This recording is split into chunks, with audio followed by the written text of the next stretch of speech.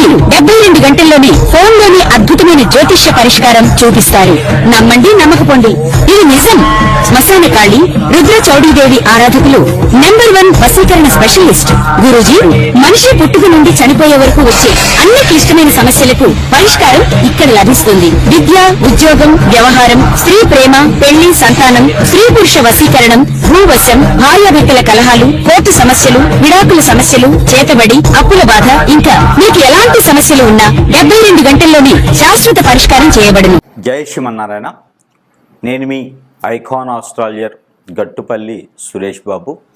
మనకి ఈ యొక్క కొన్ని విషయాలు మనము వింటుంటేనే, ఆలకిస్తుంటేనే, చూస్తుంటేనే అవి మనకి తెలియకుండా ఉండేటువంటివి, కొత్తగా ఉండడం, వింత ప్రవర్తనలు, ఇలా మనకి చాలామందిలో చూస్తుంటాం. అది మన ఇంట్లో కావచ్చు, పక్కింట్లో కావచ్చు, ఎదురింట్లో కావచ్చు, మనకు తెలిసిన వాళ్ళు కావచ్చు, ఫ్రెండ్స్ కావచ్చు, శ్రేయోభిలాషులు కావచ్చు, రిలేషన్స్ కావచ్చు.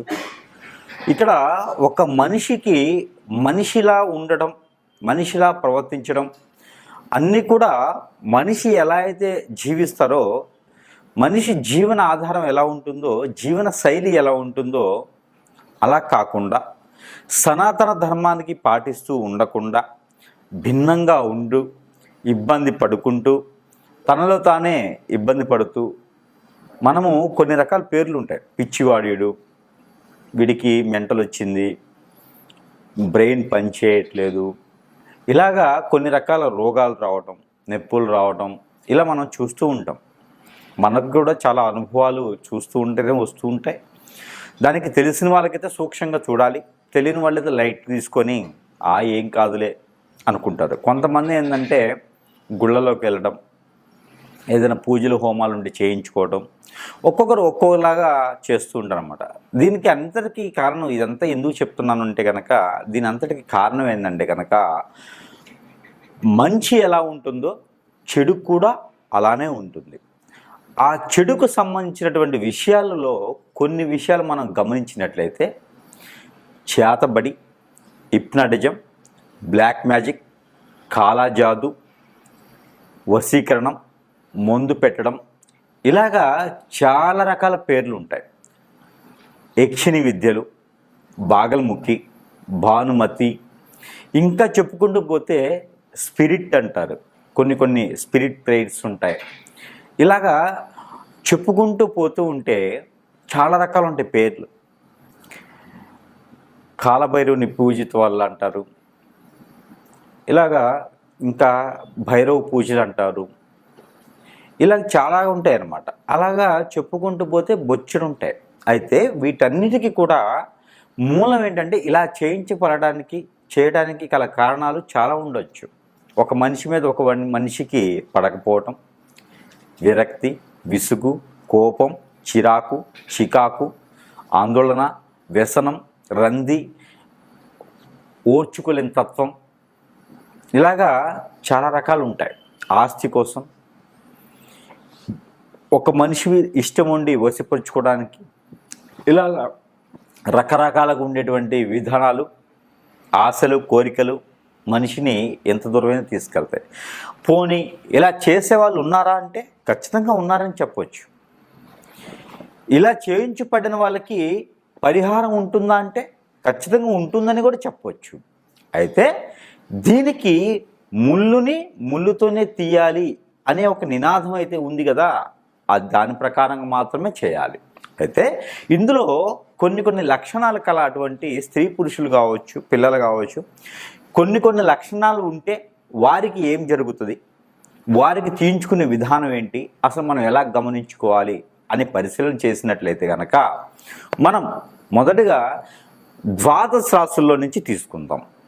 ఎందుకు అంటే ఈ ద్వాదశ రాశుల్లోంచి తీసుకోవడం వలన వారి రాశి ఏంటి, వారి నక్షత్రాలు ఏంటి, వారి యొక్క గుణగణాలు ఏంటి, వారికి ఉండాల్సినటువంటి విధానం లేకుండా వేరే ధోరణిలో ఉంటే వారికి ఏం జరిగింది అనేది కొంచెం తేలికగా మనం గమనించుకోవచ్చు.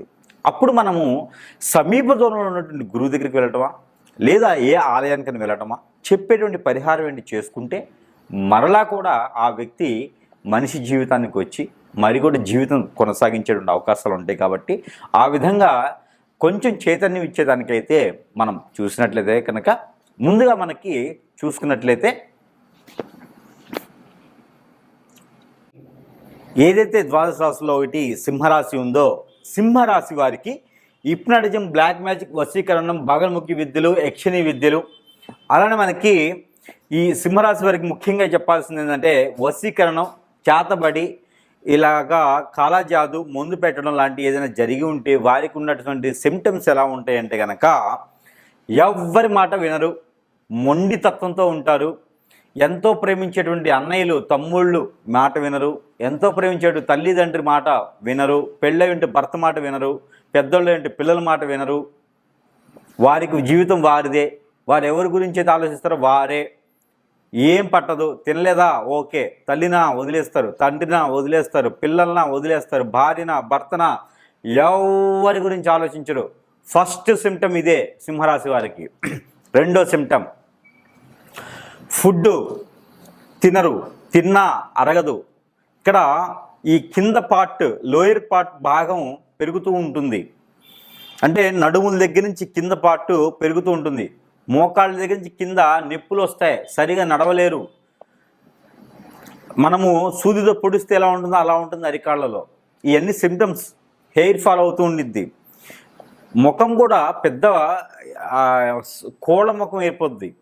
ఈ కోళ్ళ ముఖం అయిపోవటం, పెద్ద మనుషుల్లా తరహాగా ఉండడం, 20 సంవత్సరాలకి 50 సంవత్సరాల తరహాగా ఉండడం, కోపం రావటం, చికాకు రావటం, ఇంట్లో ఉండాలి అనిపించకపోవటం, ఎక్కువగా తిరగటము, అందరిని వదిలేయటం లాంటివి. ఇలాంటి సిమ్టమ్స్ ఎవరైనా సింహరాశిలో ఉన్నాయా? చదువుకోమంటే కూడా స్కూల్కి కానీ కాలేజీకి కానీ వెళ్ళరు, ఇన్స్టిట్యూట్కి వెళ్ళరు. జాబ్ చేయమంటే చేస్తారు. ఎందుకంటే అక్కడ ఎవరైతే హిప్నాటిజం, బ్లాక్ మ్యాజిక్, వశీకరణ చేయించారో వారి కోసం మాత్రమే జాబ్ చేస్తారు. వారే కావాలి జీవితంలో, ఇంకేమీ వద్దు, ఎవరెడు పోయినా అవసరం లేదు. ఇలాంటి సిమ్టమ్స్ మన సింహరాశి వారికి ఉన్నాయా? ఖచ్చితంగా మీకు ఆరోగ్య సమస్య కాదు, ఇంకోళ్ళ మీద ఇంట్రెస్ట్ కాదు, వశీకరణ జరిగింది మీకు.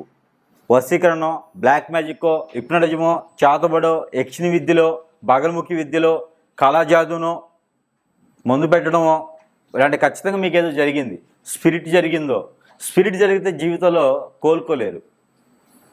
ఇంక వీటన్నిటికీ నేను మీకు పరిష్కారం దొరుకుతుంది, కానీ స్పిరిట్కి పరిష్కారం చాలా లేట్గా దొరుకుతుంది. అది పాయిజన్ లాంటిది, చాప కింద నీరు లాంటిది, ఎప్పుడుకో ఎక్కుతుంది, అది దిగదు. అయితే మీకు ఇలాంటివి ఏమైనా ఉన్నాయా? ఇలాంటి సిమ్టమ్స్ ఉంటే ఖచ్చితంగా మీకు వశీకరణ అయినట్టు లెక్క. ఇలాంటి సిమ్టమ్స్ ఉన్నవారు లక్ష్మీ నరసింహస్వామి వారి ఆలయకి వెళ్ళటం, అక్కడ ప్రదక్షిణాలు చేయటం, అర్చన, హోమం, ధ్యానం, దీక్ష తీసుకోవడం లాంటివి చేయాలి. హనుమాన్ మందిరంకి వెళ్ళినా పర్వాలేదు. నవగ్రహాల చుట్టూ ప్రతిరోజు ప్రదక్షిణ చేయండి. నువ్వుల నూనెతో శనీశ్వరుడికి అభిషేకం చేయండి. శివాలయంలో అర్చన, అభిషేకం చేసుకోండి. దీని ద్వారా మీకు కొంతమేర ఉపశమనం అయితే లభిస్తుంది, పూర్తిగా అయితే కాదు. నాలా సమీపంలో ఎవరైనా గురువులు ఉంటే చూపించుకోండి, లేదా నాలాంటి వారికి ఫోన్ చేసి అడగండి. పరిహారాలు దొరికి మీకు ఈ సిమ్టమ్స్ ఉన్నాయంటే దాని దగ్గర రెమెడీస్, పరిహారాలు అయితే మీకు ఖచ్చితంగా లభిస్తాయని నేను అనుకుంటా ఉన్నాను. ఒకరోజు కాకపోయినా కొన్ని రోజుల తర్వాత మళ్ళీ మీరు మనిషిగా మారేదానికి అవకాశాలు అయితే మెండుకు కనిపిస్తున్నాయి. కాబట్టి ఆ మేర ప్రయత్నం చేయండి. మరొకటి ఏంటంటే మీకు చిన్న పరిహారం, అంటే మీకు పూర్తిగా అయితే నయం అవ్వదు, పూర్తిగా అలాంటి గురువు దగ్గరికి వస్తేనే నయం అవుతుంది. చేయించబడితే ఫ్రీయే, మీకు తీసుకోవడానికి చాలా ఖర్చు అవుతుంది. ఖర్చు అంటే సమయం, మీ సమయం వేస్ట్ అవుతుంది, కానీ తప్పదు. మీలాంటి వారు ఎవరు ఉండే సింహరాశిలో ఉన్నవారైతే ప్రయాణాలు కూడా చేయడం తగ్గించండి. అందరినీ దూరం చేసుకోకండి, ఆలోచించుకోండి, గురువు దగ్గరికి వెళ్ళండి. హాస్పిటల్కి ఒకటే కాదు, మీకు ఆరోగ్య సమస్యలు ఏమీ లేవు, ఇలాంటి జరగడం వల్లే మీకు సమస్యలు వస్తున్నాయి. కాబట్టి డాక్టర్ దగ్గరికి వెళ్ళి ఎలా సలహా తీసుకుంటారో గురువు దగ్గరికి వెళ్ళి కూడా సలహా తీసుకోవడం అలవాటు చేసుకోండి ప్రతి ఒక్కరు. ఈ రోజుల్లో మంచి వాళ్ళు ఎవరు లేరు. ప్రతి ఒక్కరు ఏదో విధంగా వాళ్ళ స్వార్థం కోసం పనిచేసేటువంటి వాళ్ళు. దానికి నిరదర్శనంగా హిప్నాటిజం, బ్లాక్ మ్యాజిక్లని మనం కొనుక్కొచ్చినటువంటి కాబట్టి ఆ మేర చూడండి. ఇక చిన్నపాటి పరిహారం, కొంతమేర ఉపశమనం కోసం ఇది చెప్తాం. ఆ పరిహారం ఏంటంటే కర్పూరం, పచ్చది కావచ్చు, హారతి కావచ్చు, ముద్ద కావచ్చు, ఏ కర్పూరం అయినా సరే, కర్పూరం ఒక 2 తీసుకొని, గసగసాలు ఒక 20 గ్రాములు, బ్లాక్ పెప్పర్ సీడ్ ఒక 20 గ్రాములు, ఎండుమిరపకాయ గింజలు ఒక 20 గ్రాములు, తెల్ల ఆవాలు ఒక 20 గ్రాములు, నల్ల నువ్వులు ఒక 20 గ్రాములు, పసుపు కొమ్ములు ఒక 2 ఇవి తీసుకొని, జాజికాయలు ఒక 2 ఇవన్నీ కూడా తీసుకొని ఒక green colour cloth, blouse piece colour green colour క్లాత్లో ముడుపు కట్టండి. ఈ ముడుపు కట్టిన దానికి 5 రోజుల పాటు మీరు ఎక్కడైతే నిద్రిస్తారో అక్కడ సమీపంలో పెట్టుకోండి, లేదా మీ తల దగ్గర పెట్టుకొని తల కింద పెట్టుకోవచ్చు. అయిపోయిన తర్వాత మీకు కొన్ని కళలు వస్తాయి. ఆ కళల్లో మీకు ఏం జరుగుతుందని తెలుస్తుంది, గమనించుకుంటూ ఉండండి. అయితే 5 రోజుల తర్వాత అది తీసుకొని తల దగ్గర నుంచి కాలి వరకు 7 టైమ్స్ తీసేసుకొని మీ లోపల ఉన్న ఆందోళన, చిరాకు ఇవన్నీ కూడా తీసేయాలనైనా అనుకొని, మీ స్టమక్లో ఉంటే వాంతి చేయించుకోండి. వాంతి అంటే మీకు మీరు చేసుకోకూడదు. ఏదైనా గురువు దగ్గరికి వెళ్తే వాంతి చేస్తాడు. మీరు ఎప్పటి నుంచో పెట్టినటువంటి మందులు, మోకాకులు అన్నీ కూడా వెళ్ళిపోతాయి. అయితే మరొకటి, ఇవన్నీ కూడా గ్రీన్ కలర్ క్లాత్లో కట్టేసి మీకు తల కింద పెట్టుకొని 5 రోజుల తర్వాత తల దగ్గర నుంచి కాలు వరకు దిష్టి తీసేసి 7 సార్లు పారేడు నీటిలో వేయండి. అయిపోయింది. ఆ తర్వాత నిండుకుండా అన్నం వండుతారు కదా, దాని నుంచి మొదటి ముద్ద తీసుకొని దానిలో ఒక చిటికెడు ఆవాలేసి తల చుట్టూ దిష్టి తీసేసి, మంగళవారం రోజు తల చుట్టూ దిష్టి తీసేసి బయట పడేయండి. కుడితిలో పడేయండి, కుక్కలో పడేయండి, బయట పడేయండి. ఇందులో మీకు కొంతమేర ఉపశమనం అయితే కనిపిస్తుంది. ప్రయాణాలు చేసేటప్పుడు ఇలాంటి వారి సిమ్టమ్స్ ఉన్నవారు ప్రయాణాలు చేయకండి, ఇబ్బంది పడతారు. ఈ కొంతమేర ఉపశమనం కల్పిస్తుంది. ఇంకా కావాలంటే సమీప దూరంలో గురువుగారి దగ్గరికి వెళ్తే కొన్ని పరిహారాలు చెప్తారు, అవి పాటించినట్టయితే ఖచ్చితంగా మీకు పాజిటివ్ అనేది వస్తుంది.